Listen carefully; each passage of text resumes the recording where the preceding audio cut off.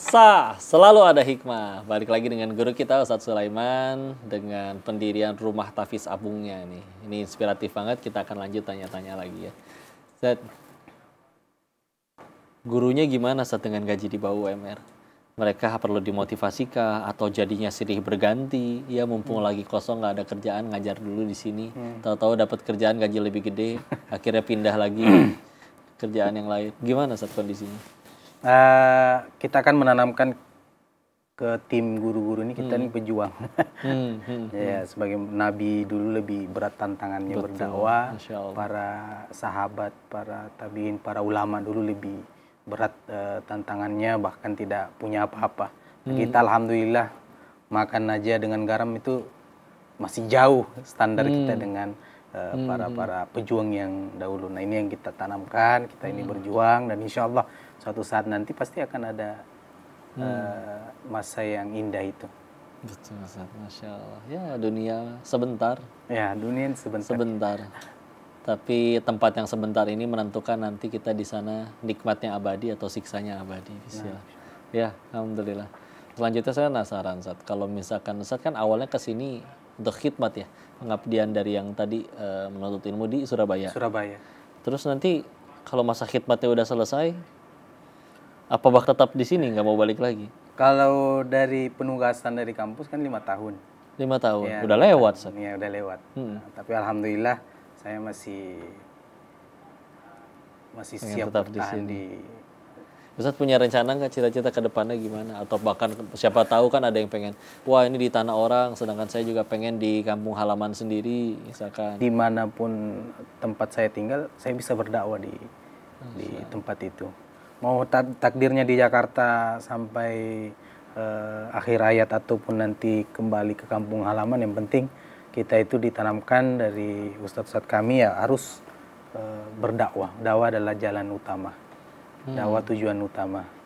Masya Allah. Surabayanya di mana sih, Ustadz? Di Kejawen Putih, di Sekolah Tinggi Agama Islam Lukman Hakim, Surabaya. Ya, berarti lulusan-lulusan selanjutnya udah ada yang dikirim dampingin Ustadz juga namanya ke Muara Kamal? Lebih banyak ke daerah luar, di daerah-daerah yang lebih ekstrim lagi. Wah, paling jauh kemana, Ustadz? Ada Papua, ada Masya Allah, di Ambon, ada ustadz-ustadz kami, alumni-alumni ada di sana, membina suku Togutil, di Sumatera, Aceh.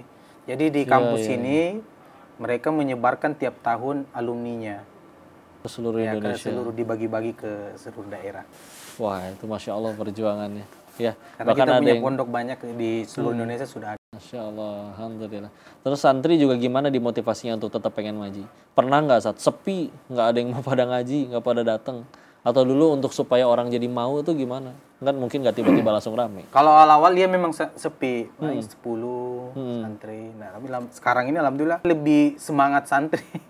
Gitu ya? Iya, karena dia punya suasana di tempat itu, dia bisa main bareng sama temannya, dia bisa jajan, bisa. Jadi sebelum waktu jam belajar sudah ramai, malah sudah datang. Yang udah lulus terus sekarang ikut ngajar ada juga, Seth? Ada, itu tadi namanya tadi ya. Kak Sopian, dulu saya pondokin, sekarang udah jadi guru dia sekarang. Lulus di situ dipondokin dulu, Seth? Saya pondokin dulu. Kemana di dulu? Jakarta Timur.